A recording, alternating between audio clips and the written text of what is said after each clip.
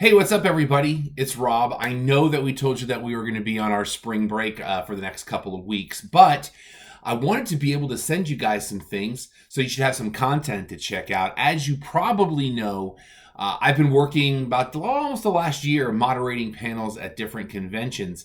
And for this week and then the next two while we're on vacation, I thought I'd share some of those with you. This week, I want you to check out a panel I was very lucky and privileged to be able to moderate this panel with legendary animator Don Bluth and four of the people he worked with. This comes from Retro Expo in Allen, Texas earlier this month. The next show for them will be in the middle of September with a really great Teenage Mutant Ninja Turtles lineup. So check out retroexpo.com for all the information on the show coming up in September. But for now, enjoy this panel with Don Bluth and some amazing guests that I was able to host.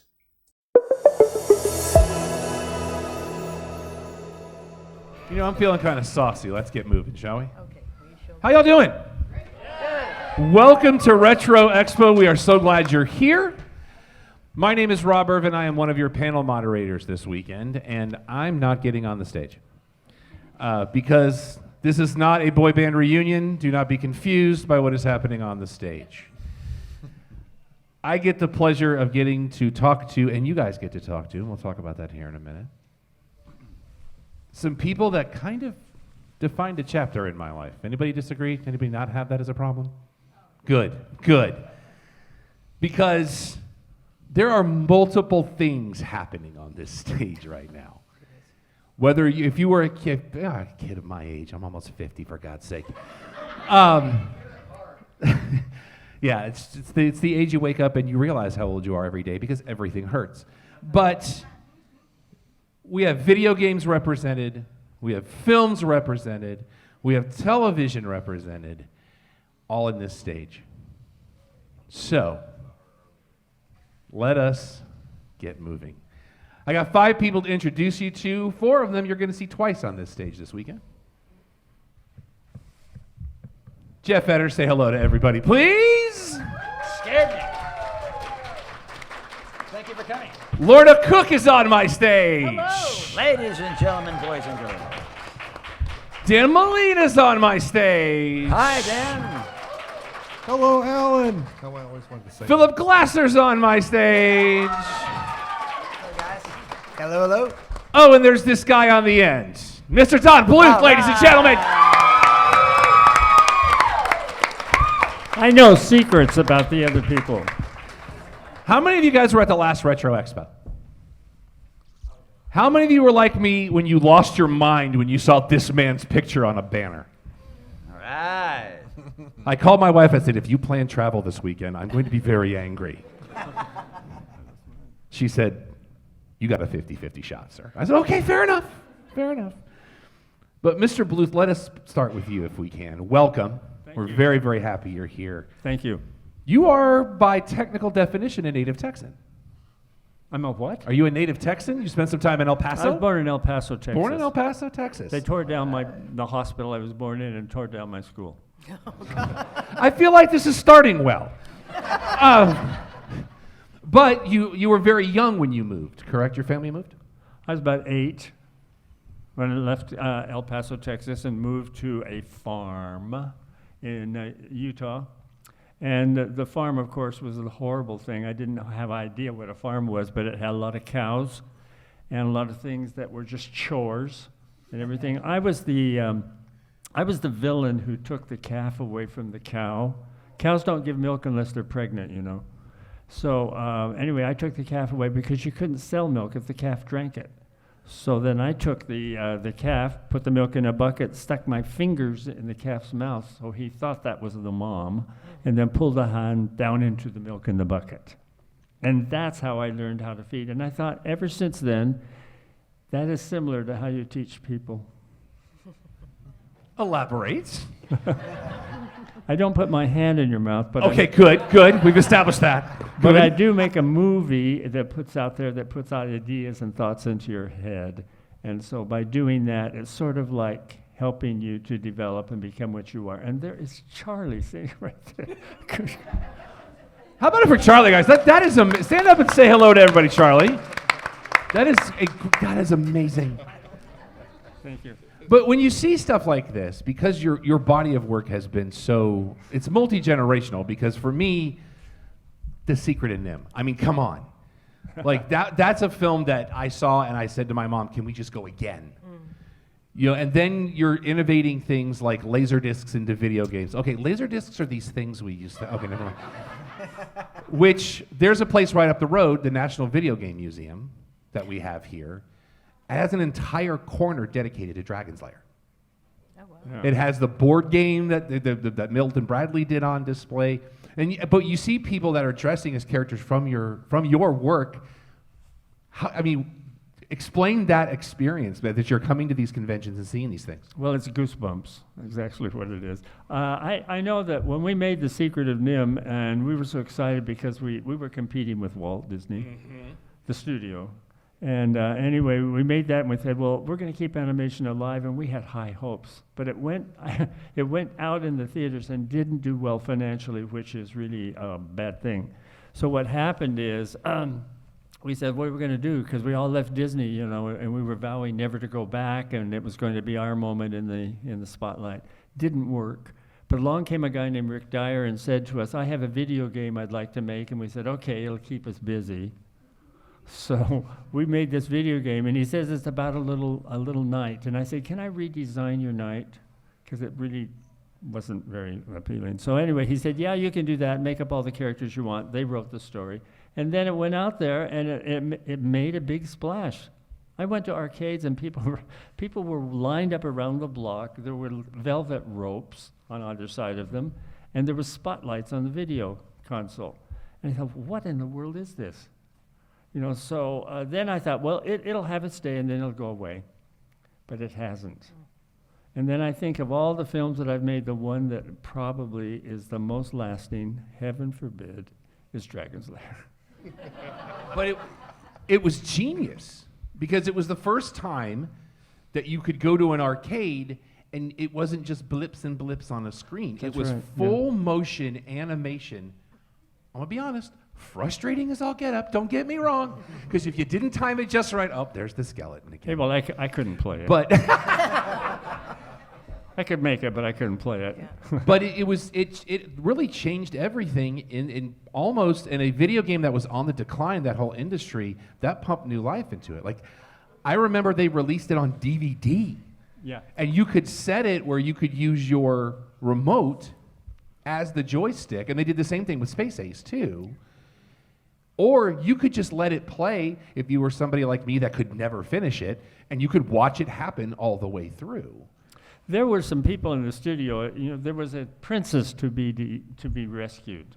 Nowadays, that wasn't going very well. So, the princess had to be rescued by a knight who was just a knight that couldn't do anything. We had no money to make this little game in the original. So our editor, right here, Dan Molina, we said, Dan, could you just do the There was no script.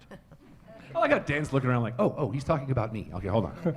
Yeah, so anyway, it turned out just right, because nobody can like Dan. Guilty. He's really good. He's also an excellent editor, and he's gone on to do wonderful things. So it was a great day, but we didn't take Dragon's Lair seriously when we were making it. We said, well, this is just to keep us busy, and anything the animators animated on this little night, I said, oh yeah, it's fine, go ahead. So it wasn't really the Lord's Prayer for us, where the feature was. And the great surprise to me is that it's been the one that people seem to like the most. I guess because they identify with Dirk, who is extremely stupid. Guilty. That's all of us. What am I saying? Anyway.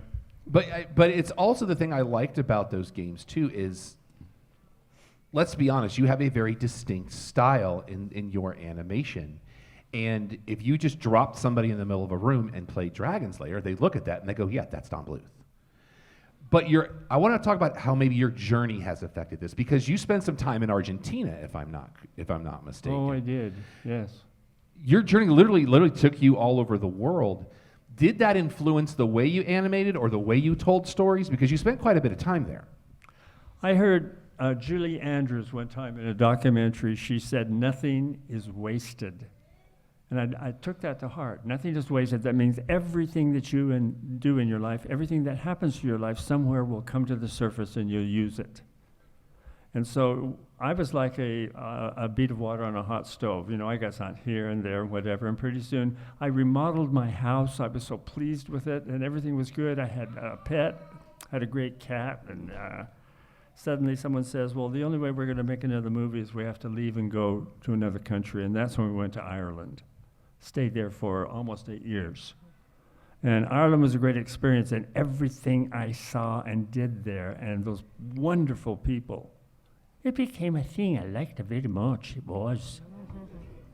So, you know, it's just a great experience.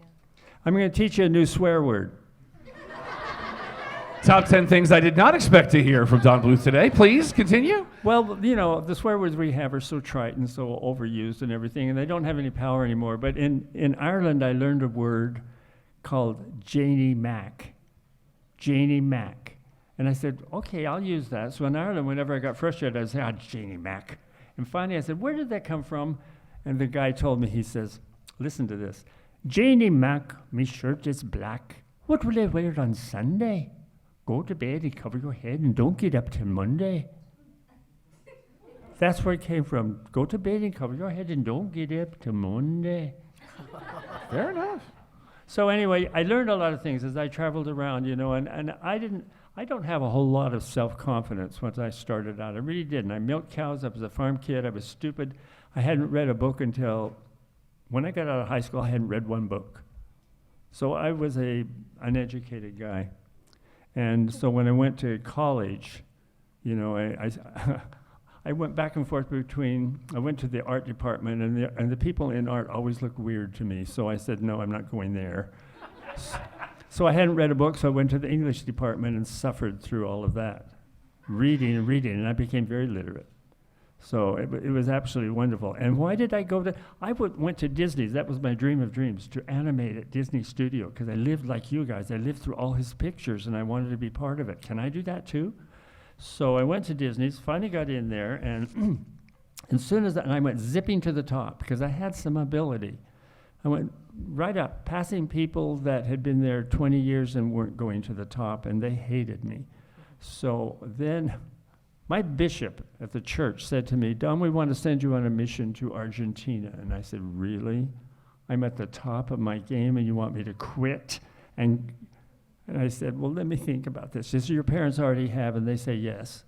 So anyway, I went on that mission to Argentina, and nothing is wasted. Everything that I learned there. And they said, in preparation to go to Argentina, they speak Spanish. I can't roll my R's. They speak Spanish, and they said, buy a grammar book and get on this train to New York and get on this boat. 1 month later, I'm in Argentina, 9,000 miles away from home and no animation. So I was depressed for a little while. And then I said, no, I'm going to make the best of it, because I believe in a creator. I believe there is a God, and I believe he's driving the train, not us. And so that's what made me do it. And I did it, and it was a great experience. And all of that stuff that I learned there is in the movies. So nothing's wasted. I want to talk about a couple other kind of deep cuts, and then I want to talk about how your paths crossed with these other 4 people on this stage. Great. You had a little bit of work on Yellow Submarine, if I read correctly. No? No. Strike I watched it. Edit that out, Dwayne, please. Okay. Was there a time that you flirted with a animated version of The Hitchhiker's Guide to the Galaxy? Animated version of what? Hitchhiker's Guide to the Galaxy, the Douglas Adams books. No. No? No. I did flirt with Beauty and the Beast and Aladdin. Yeah, I did read about that. I wasn't going to bring that up. Have posters and everything. Oh, wow. So let's just start, hopefully chronologically a little bit. My friend, Philip Glasser. I call him my friend because I've interviewed him once, and I think that qualifies. Talk about your first meeting with him. Well, I heard him before I met him. He was a little tiker, you know. And Steven Spielberg kept saying, we need a perfect voice for Fievel. I said, who's Fievel? He says, it's my grandfather. And I said, okay. So in came all the little tapes, and we listened to them, and Stephen would hear them, and he would say, no, no, no, no, on every tape, hundreds of them. Finally, one came in, and it was you. And then that tape, he said, that's him. And he says, he's going to have to sing. I went, oh, all right, okay. So I was tired of doing it. Now, we had the same problem with Stephen when we did Land Before Time, because we recorded a voice, he loved it. Then what happened is he fell out of love with it, and we had already animated the mouth movements. So we had to go back and loop everything. And then he liked the second person, but then that wore away. And then he liked the third person. And so finally I said, we're running out of money. We've got to like one of these voices. The magic phrase, we're running out of money. But you know, I think Philip was a lot of fun to work with, because he was just tiny little things when I was. And you know, look what he's grown into, of course. But you know, he was a tiny little thing, and when he stood in front of the microphone and that little voice that came out, it was amazing. I mean, I got goosebumps just working with him. He was wonderful. And very easy to direct. Not at all like now. Philip's like, wait a minute, what is this bus and how am I under it? I don't understand. But Philip, from your standpoint. I mean, it was the same thing. You know, I think before it, as a little guy, I think I was 5 or 6 when I got cast as Fievel in American Tail. And I literally put myself on tape. And then I think I got, after that, you called to sing a song. I had to sing a song on tape. And I sang at the time. And next thing I know, you're doing a movie with Don Bluth and Steven Spielberg, and I'm like, whoa. And I didn't know a ton about animation. You know, in the movie theaters, I'd seen all the Disney movies growing up, and I'd seen, obviously, Pete's Dragon, I had seen Secret of NIMH, but I had no idea the journey that we were about to, go on. And then I remember our first meeting, we'd sit and there'd always be a video camera, I feel like. I remember on us, filming us while we were doing our stuff, and we'd have these big sort of like cardboard with all of the dialogue on it, and Don would sit there and we'd just go through all the lines, and it was an absolute blast. My Do you parents, still sing? I still sing, yeah, but I can't sound like that really amazing cute Do you know what got In you the the shower? job? In the song itself, there's a place where you go, somewhere out there beneath the pale, that and I one cracked note, on the voice. that one note. Stephen burst out laughing. He said, "That's him." That's true. I remember that. I learned the song, and I would crack every time when I hit Pale Moonlight. But we got more than one take of you without that cracking. yeah, but that we went was with the one. cracking. No, we went, listen, whatever sells the tickets, we like it. No problem. Was this your first work with Don as well? Because you edited the film. I did, yeah. That was my first feature film that I did. But I go back to 1979 when I was young Danny Molina, and now I'm not so young Danny Molina. But that's when we were working on a short called Banjo the Woodpile Cat. It was a featurette that you guys were working while you were still at Disney on the weekends. And my brother and I were invited to come over to his house, and they were making a film. It's like, making a film in a house? What? And I was amazed. I was floored. I was actually on a path to become to go towards marine biology, and in that one weekend, I went to film.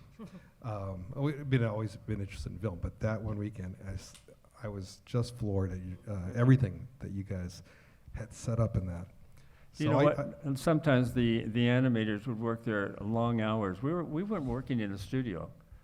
Disney Studios said, be still, sit down, just do what I tell you. And we said, well, we're not going to make animation survive that way. So we all worked there on weekends at my house, and some people stayed late and slept under their desks at my house just to make that silly little film called Banjo the Woodpile Cat. It took us a couple of years, didn't it? Yeah. Wow. Yeah. But that laid the groundwork for everything that came Yeah, after there was a man in Chicago who suddenly, he took a look at Banjo the Woodpile Cat and he says, "Oh, you can make something that looks like Disney." We said, "Yeah." He says, "Well, I'll fund it." And so we then went into Disney with our little, resignation envelopes and said, "We're going to go make our own feature." And they laughed. They laughed and said, "You don't know what you're even saying. You have no idea what you're going to run into." when work for the three of you working on this film, was there an aha moment that said, holy crap, we have something here? Or did it come later once this thing took off and it hit theaters? Was there a moment where you went, this is going to be big? Me personally, I thought this film would be, there was something different about this film, about American Tail. And I thought, everything came together. You know, a lot of times animation, once it's one thing if you can follow a script, but that's never the animated film that you end up with.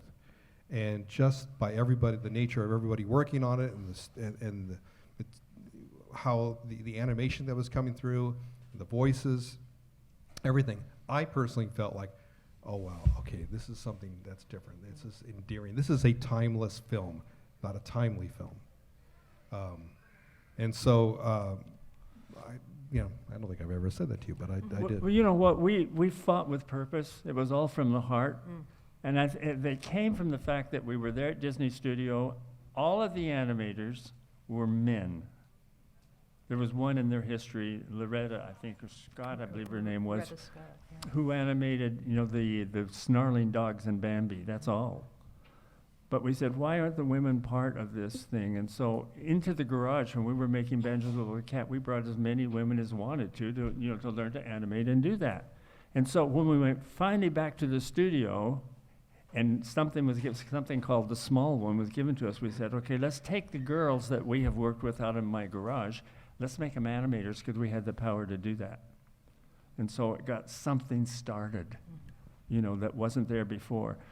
Funny stories too about the Disney Studio is that all the women worked over in ink and paint, and all they got to do was trace what we men did. And that's a little demeaning, but there were love stories going on, and there was a tunnel underneath from the animation studio to the ink and paint, and they met there. And a lot of love things happened, in the tunnel. Allegedly. It's my favorite word in the English language. Hold on a second. I got to say something with respect to the tunnel, right? There was also something else, a game they used to have that I understand, where they would take cells, priceless cells. Back then they weren't priceless, and they would take them, lay them on the ground, and then slide on them. Oh, Can you imagine? That's painful to hear. There was a day when Gary Goldman and myself went out in the back, in the berm they called it, in back of the studio, and there were these great big barrels there filled with water. And we took the lid off and looked in there, and there were all these Pinocchio cells in the water, because they were on, what kind of, it would explode, some kind of thing. What was it called? Yeah, it's like acetate. Yeah. Acetate. Yeah. Anyway, so the fire department said, you got to get rid of all these cells. So they took all these priceless cells that we know today, pushed them down in there, and we said, no, you can't do that. So we fished them up out of there and sneaked them out of the studio. And then when he said, they're going to explode on you. So then John Pomeroy, who's a great restorer, he restores things. He would dry these off, and then he would mix the paint, and he restored cell after cell after cell. And some of those are online right now. I remember seeing the first one sheet for An American Tail, and it stopped me in my tracks. Like, what is this, and how can I go to there? The movie comes out, this happens, Dragon's Lair happens, everybody wants the next thing. There's two other people on this stage, Lauren and Jeff, very heavily involved in the next venture, in that being Space Ace. Talk about what got us there, because Space Ace was amazing, and you, if I'm not mistaken, have a voice in that too. Oh my gosh. Well, it was a very fortuitous thing. It was the right timing, and we needed money. Truth be told. But it was such a wonderful experience. I mean, I never thought I was going to do a voice for the main female on it. It was just one of those things. It was like, it was always all hands on deck kind of a situation. Well, Lorna was always very, very much liberated. She was always very, woman's woman. And so it seems like in Jeff over there, you couldn't keep him off the walls and the ceiling. Jeff has abundant energy that went on and on and on. So we said, well, we did it once and we didn't have to buy voices. What if we put Jeff and Lorna together and let them sort of kibitz, and see what happens out of that. And now we had acting, real voices. And Jeff over there was the perfect hero. Absolutely. Yeah, all you got to do is listen to their voices. It's like Lorna's voice is seductive. You've got Jeff's, who's really, I'll let him talk. But I got to say, the only reason I got that job as Dirk is that no one wanted to sit around and go, it's kind of sad. But of all the voices, yours the one that went to the top. We had great actors later on, but I don't think anything. Dragon's Lair. Why are people watching Dragon's Lair still today? The silly people. They should let it go, but they don't. Because it's absolutely beautiful and amazing. That's Well, I think part of it is Dan.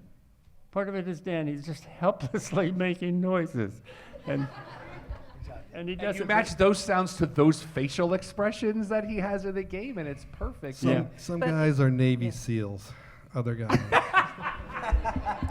It was a new way to experience a game. Absolutely. And, how wonderful that people were appreciating 2D animation that was done fabulously. They were quick scenes, and we had to really get it out and make it work as quickly as possible. And I don't want to go too deep because you've got a panel on this tomorrow as well. Okay. And I'm just saying because we also want to get to Q&A from the audience as well, Absolutely. because you guys are the reason that we're here. Yes. Normally we have mics set up on either side, but I have 5 people on my stage. So what we'd like to do is if you've got a question you want to ask, head to that side of the room and I will come to you and we will let you ask a question of the panel, because without you guys, we're just kind of hanging out, which we kind of are anyway. Don't get me wrong. But, Jeff, for you, they talk about you being the ball of energy. How did you have to channel that into that character? Because that character's a little frantic himself, while being very macho hero guy. That's awfully interesting. I'm not sure how this worked, but Don Bluth asked me to do a voice, and I don't know exactly how it went down. As much as I was directed, Don designed the personality of what that was going to be, and he just, the lines were there. Milena was recording us, and it wasn't anything other than do it again and say it this way. Well, I'm not a trained actor. There was some acting training at Don Bluth. It was after we were doing a video game, but a lot, people like Melina, me, Spaff, Kenster, Jones, there was a bunch of people that we would sing in American Tail. There are no cats in America. And so we would supply that. So I was just asked to do it, and we did it, and it took a couple of days. And that game took off as fast as Dragon's Lair did, because nobody else was doing that at the time. Yeah, let me say something about Jeff and his performance, okay? Okay. By the time, I recognized that he was definitely the heroic kind, you'd put in a play. And when we got to Ireland, it was substantiated because the Irish ladies went for Jeff. They thought he was the cat's meow. Well, not a cat. They thought he was really, really wonderful. And you know what? And he performed. He did very, very well. He was always telling them stories and always doing things. And I said, Jeff, go back to your desk and get your work. But he was good at it, and he wasn't alone. Dan Kenster and Jeff were the what will I say? They were the great threat of the humans of the females in Ireland, because the two of them were really good, really, really good. And so I said, he was the right pick for the part of the Space Ace. All right, we actually have a line already. So my word. This makes my job so easy. I love this. So we're walking. First of all, what's your name? Manuel. Manuel, what is your question for our panel? This one's for Don Bluth. First, I'm speechless. Oh. I never in my life I would actually meet one of my favorite directors. I'm speechless. I'm just speechless. I don't know what to say. What's your question? My question is over this movie. Maybe you've heard of it. Titan AE. I've seen interviews. You discuss your experiences, a lot of movies in the past, and if you liked it or not. I guess I love this movie. What people say, I love this movie. what are your honest thoughts on this film? Do you have any regrets? Do you have any things you liked about it, about this film? Well, every movie that I've had something to do with is really about trying to reunite family. I, in my own personal life, have a family that none of them get along. So, that sort of is stuff that I use. And this movie is about that. In fact, they destroyed the entire world and then trying to get it to rebirth again. And that's sort of like, coming home. And that was the element that inspired it. Oh, Charlie's in line. That's why we had to get to this quickly, because I want to try to get as many people. Thank you, Manuel, for that. Yeah, thank you. Give some love to Manuel for that great question, you guys. All right, your name? Hi, my name is Valerie, and I'm wondering, what do you see as the future for 2D animation? I love 2D animation. I miss it so much, and I wish it would come back. How do you see a future for it at all? Wow. Some of it may be sitting in this room. Somebody's going to be smart enough to get someone to put up the money to make a film and to make one that's really good and inspiring. And when that happens, all of the suits, the business people, will say, it can make money, and then it'll happen again. Now, I'm not going to be that one, because I've done my thing, and so really all I'm doing these days is teaching. I teach a university class in Laval that you met, Laval back there. Stand up, Laval. He's the guy that organized the class, and so I said, I'm going to pass on what I've learned. Going to pass on what I've learned and see if one of you can just take the ball and run with it. What's your favorite TV animation title, do you think? When you say TV animation, what do you enjoy? I'm really into anime, like. You like anime? Right. Yeah, I'm really into anime right now. Spy X Family is probably one of my favorites, Okay. So I just love the animation is from Japan is so beautiful, but I just love all anime from history. So. Yeah. The one thing I know about hand-drawn animation, and most of you in the room would probably like to be part of that, you have to know how to draw. When I went to Argentina, I could not speak Spanish, and so I had nothing to say. In animation, if you can't draw, you're not going to say anything with your drawings. So it's practice. It's like learning to play the trumpet or the violin or anything. You have to practice, and that means you have to work at it. And sometimes today, everyone says, no, just give it to me. And art doesn't work that way. You really do have to work at it, and you have to practice to know what's good, or your pencil won't perform. You can say, and there was an animator at Disney's years ago named Freddie Moore who claimed he had a magic pencil. And he certainly did, but basically it was just raw talent. He's the guy who redesigned Mickey Mouse. How about it for Valerie, that great question? All right. Oh, I love this. What's your name? Max. Max, what's your question? Number one, I am absolutely speechless. If you told 6-year-old me that I would be right here, a couple of feet away from Don Bluth, I'd tell you, you're crazy. So, what are your, from my research, I heard that you weren't involved or too involved in the American Tail sequels from what I researched. Is that true? And also, if it is, what are your, opinions on the sequels? I'm involved in the American Tail what? The sequels. The sequel? Yeah. No, I'm not involved at all. The one where he went west? Yes. Five Goes West? No. What are your opinions on those? Did you like them? Or? I think it was, the animation was brilliant for me. I really, really liked it. And I watched most of the way in it. I went all the way through and watched it. But there was some place in there where I said, and I'm very critical, I said, they've lost me in the story. They lost me. I have a theater at home, and I'm equally brutal to brutal to the people who come in and direct plays. Because you can have a movie or a play, and it can go along like this, just really exciting, and then it goes sag. You lose your audience. Because you got to keep something going all the time that they want to hear and they want to see. And if you go off beating on your chest and saying, this is what I want to do, it doesn't work. Max, you guys. All right. Your name, sir? Sebastian, what's your question? A question to Don and, just Don. Yeah. I just wanted to say that like I'm currently learning, wanting to learn how to draw animation, and I was wondering if you ever did like a animation software like on a computer instead of hand drawn, or do you still stick to hand drawn? Well, I'm a hand-drawn guy. So, you know, I try and be very tactful when I talk about 3D, but it's not my thing. And to me, they all sort of go into one. They all start looking alike, and hand-drawn doesn't. Hand-drawn, you know, has so many different things, that the ways that it looks and the way it inspires. So with me, I don't know. Like I say, I'm very critical. Something has to be right to elevate the audience. And if it isn't right, it doesn't elevate, and it's just more noise. I have a horrible thing. I turn on the radio, and I listen to classical music, and some classical music to me is not music, it's noise.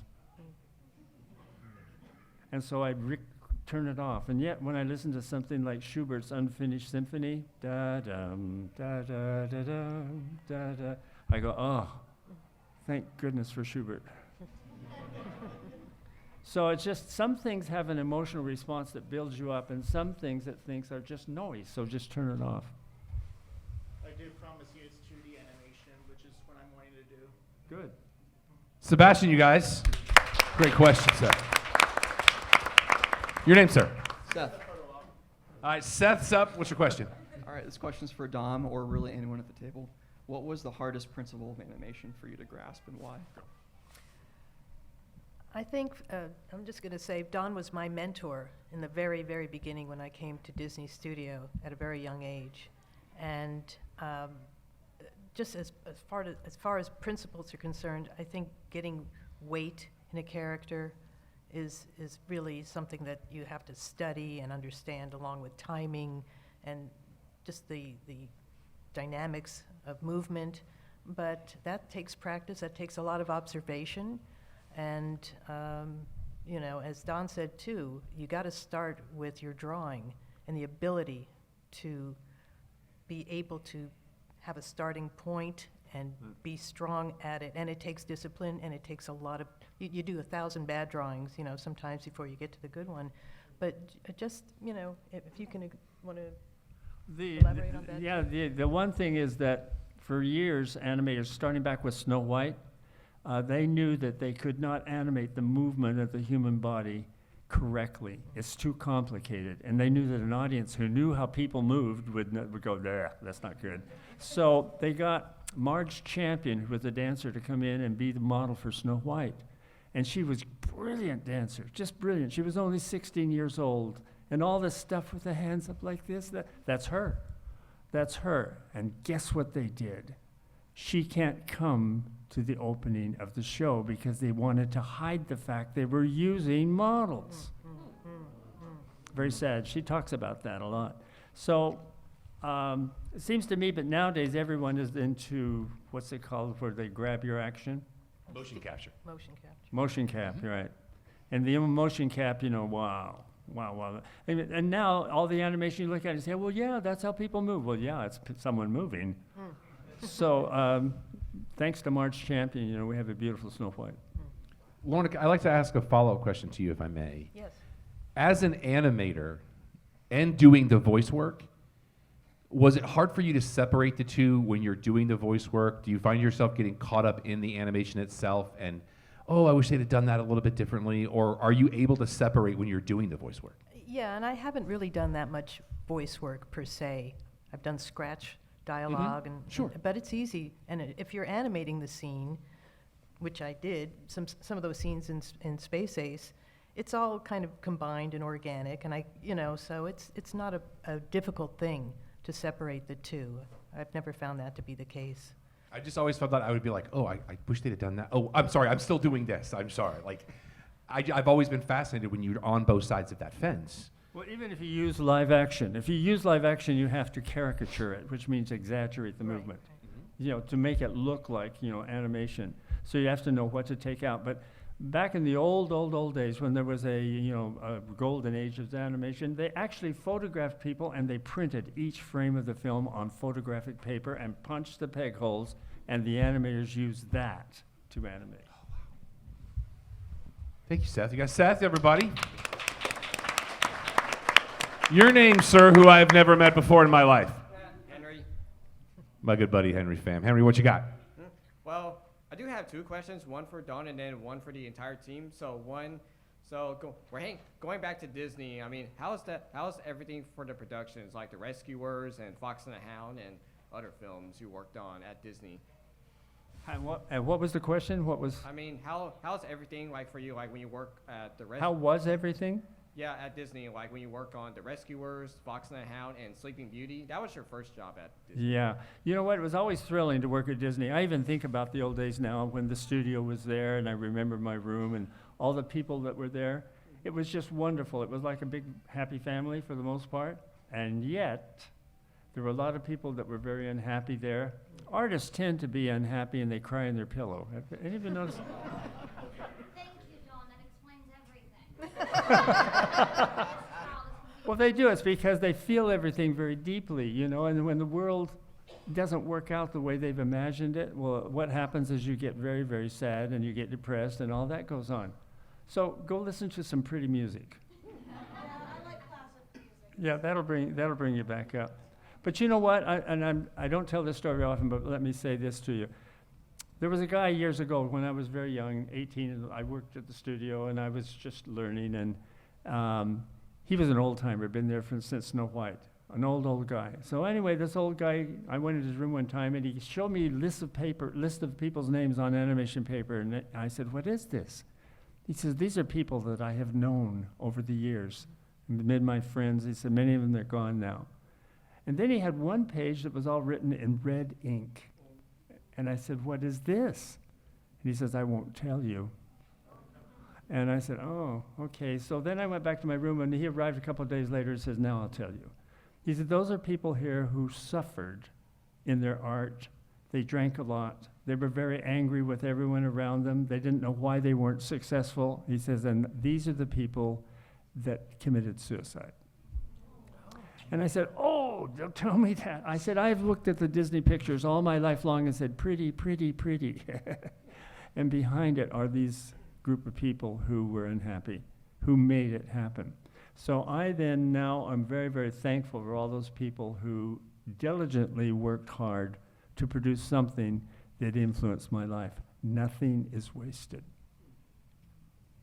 You have a follow-up, Henry? Oh, yes. And I got a question for all of you. So I'm sorry to say this, but do you have any upcoming projects, whether it's 2D, feature film, or short film? You know what? The one thing I never learned how to do was paint.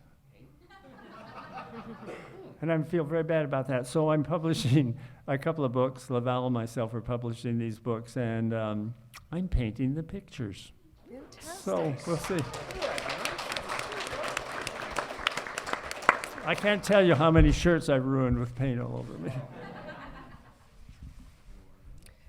Well, I actually do have a project that I want to move forward, and I'm working with an author in the UK who's written a series of books, and she and I have become friends, and all I can say is the word Pegasus. But I can't really say much more except that I've made a commitment to her and myself that we would go forward to at least see if we could get some interest with this. I think it could make a great, single film. It could be a franchise. I'm not sure yet. But if I don't do it, and I think aside from what I'm doing, this is the time for you all to think about you doing something that's near and dear to your heart, because time goes and then it's gone.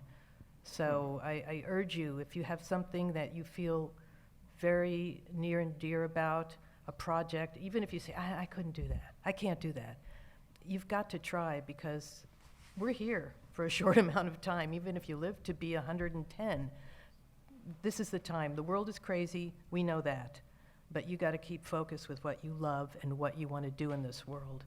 And we were standing on the shoulders of giants. That's how I learned. So as Don said, you're the future here.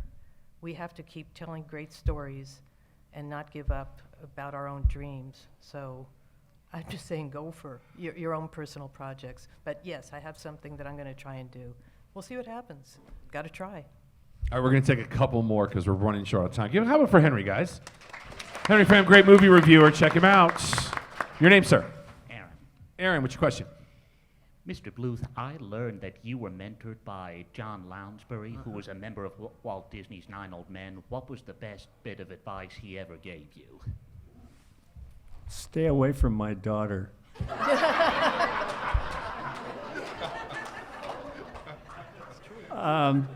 I dated Andy for quite some time, you know, we got very close and everything. And then John noticed that. And John was also my mentor. He's the one that raised me from a lowly in-betweener up to an animator within a year's time. And I would go to him and I'd say, I don't know how to do this. I don't know how to draw this. He says, I won't help you. Go do it. And so I tried to please him. And John is one of my greatest mentors. I love him and Milt Call. And those are the two that did it. Milt taught me how to design. And I only stood behind his chair once. And I watched him draw. Now, here's the irony about Milt Call. Milt Call can draw like no one's business. Everyone in the whole studio knew that he was the king, but he couldn't explain what he was doing. In fact, he had a stutter. And when I was watching one time, it was on Robin Hood. I was trying to do a little scene of Robin Hood hitting the water with his fist. And Milt would say, well, you just, and then you, and I said, you're not helping me. He said, just watch. And then he showed me what to do it. And that's how I learned one simple thing, that all the hand does is follow the shoulder, the elbow, the wrist, the hand. And anyone who animates a hand leading the way like that, there's time to do that. But mainly, if I'm going to say something, it goes shoulder, elbow, wrist, hand. Boom. Like that. I said, I didn't know that. One little thing he gave me. How about that? Great question. All right. Your name? Hi. My name is Lucy. All right, Lucy, what you got? This is a question for everybody. If you had to choose one Don Bluth film and think, yes, this one's my favorite, which one would it be?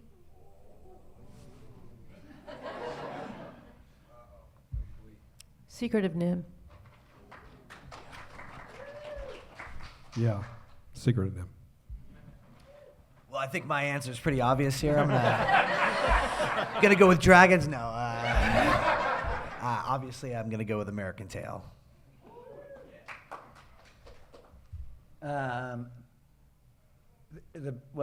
Okay, my favorite is The Secret of Nim, but the best one is The Secret of Nim. So that's kind of how that worked out. Great question, you guys. That was a great question. All right. Oh, all right. I mean, we know his name because, you know. Question. Okay, so clearly I hate All Dogs Go to Heaven. Like, I hate it so much. Okay, so my question was, there's actually, like, a deleted scene from All Dogs Go to Heaven, like the hell scene, and there's a very, very low-quality, choppy video bit online. I was wondering if, like, you'd ever, like, I don't know, archive that or anything, because I saw a cell, too. I've dived so deep into this movie's production to, like, find any other bits to look at, but yeah, there's this one like there's like parts of the hell scene that like didn't make it, and the only existing thing of it is just a YouTube video. So, like, do you have that by chance? Go ahead. Everybody looks at the editor. I know what you're talking about. I don't know who would have the actual source from that, but. I don't think you could ever go back and find any of those things. I know we had the same problem in Land Before Time. We were in London, and George Lucas and Steven Spielberg viewed the picture and said, I do not want mothers in the lobby with their crying children. He says, we have to cut some of the scary out of the movie. Yeah. And they cut it out, and I think it's been destroyed, so there's never a director's choice anymore, so it's not there. Well, that happens all the time because Walt, he made pictures that appealed to the adults and the children. It was the whole family thing. And then suddenly everyone said, animation is kiddie stuff. And so we're not going to scare the children. I mean, when I saw Bambi, I watched my mom die. And I didn't know, I didn't connect that at that time, you know, but I watched that, and it was really traumatizing when he says, and the father comes forward and says, your mother can't be with you anymore, you know, and it was scary. It was scary. Well, evidently the producers say, well, we're not going to make money scaring people, so therefore let's make them like something that's cute or something that's funny. And so nowadays, the 3D people, they tell gags and bathroom jokes and everything, and if they can make you laugh, that's it. They've done their job and they made their money. But that's not me. I don't like that. And that's one of the reasons you are a legend. We're having to wrap it up because you've got photo ops coming up. We want to make sure that's taken care of. I can hardly wait. The rest of the panel has their own panels coming up, so make sure you come back for that. One more huge round of applause for all the people on this stage. Thank you guys so much. This was awesome.